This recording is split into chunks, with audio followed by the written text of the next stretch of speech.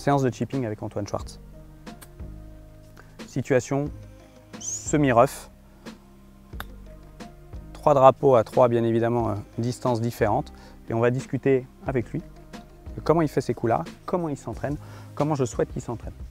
Avant même de démarrer les explications d'Antoine, ce que je souhaite, je dirais même plus que pas ce que je souhaite, mais ce que j'exige dans une situation comme celle-ci, c'est que la balle ne soit jamais placée. Chaque fois qu'Antoine prend une balle, comme vous pouvez le constater, il tape dessus et il va la jouer là où elle se trouve, pour être comme sur le parcours. Pourquoi? Parce que si vous passez 1 heure autour du chipping green, que pendant l'intégralité de cette heure autour du chipping green, vous placez la balle à chaque fois, vous arrivez, donc elle est plutôt ce qu'on appelle très bien laillée, très bien portée, et que vous arrivez sur le premier trou et que la balle est un peu moins bien placée dans un trou, vous serez entraîné dans une configuration qui ne sera pas la même que sur le parcours. Donc avec ce système, de temps en temps, Antoine va être bien placé, de temps en temps moins bien placé, il s'adaptera.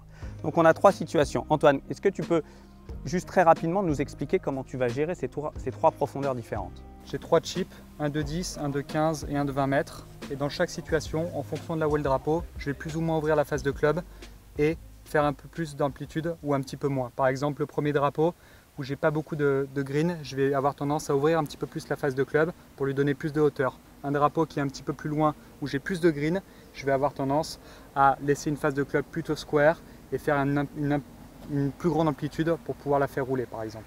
Donc ce qui est très intéressant dans ce que tu dis, c'est tu gardes quasiment le même club, tu ne changes pas tellement ta mécanique, tu changes juste un club plus ou moins ouvert et plus ou moins d'amplitude. Exactement. Quasiment pour ces 3 situations, Antoine va presque faire pitcher, j'exagère avec presque, mais la balle au même endroit.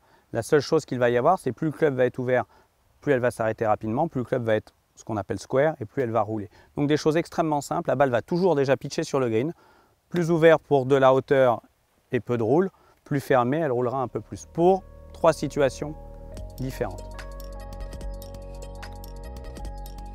D'un point de vue technique, qu'est-ce que tu essayes de faire? Est-ce que tu as des fondamentaux sur ton organisation principalement? Pour moi, la priorité, c'est que j'essaie d'avoir tout le temps un centre de gravité qui est tout le temps un petit peu devant la balle, donc un petit peu à gauche, et éviter de me déplacer de gauche à droite parce que c'est ce qui ne m'aidera pas à avoir des bons contacts. Et pour moi, la priorité au chipping, c'est avoir des bons contacts pour pouvoir être performant et avoir tout le temps la même réaction sur le green. La qualité de ton contact va être due à ta stabilité.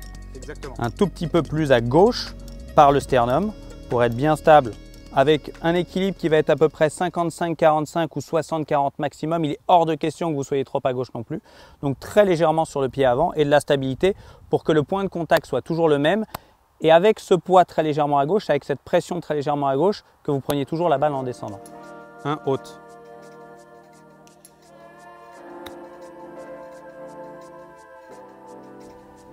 Deux basse.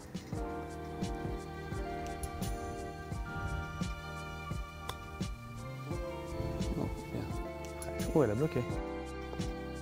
3, pas de contrainte, moins de 3 mètres.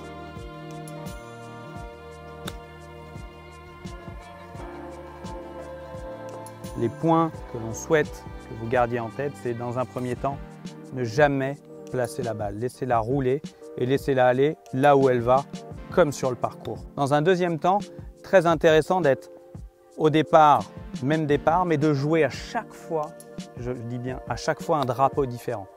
Pourquoi? Pour pouvoir créer aussi des habiletés, des sensations et pas toujours faire la même mécanique. Sur le parcours, vous aurez jamais 2 fois le même coup, donc c'est important dès l'entraînement d'essayer de varier les situations. D'un point de vue technique, très simple. Pour gérer un coup plus ou moins long autour du green, une ouverture de club plus ou moins importante et plus ou moins d'amplitude. D'un point de vue technique, des bases extrêmement simples.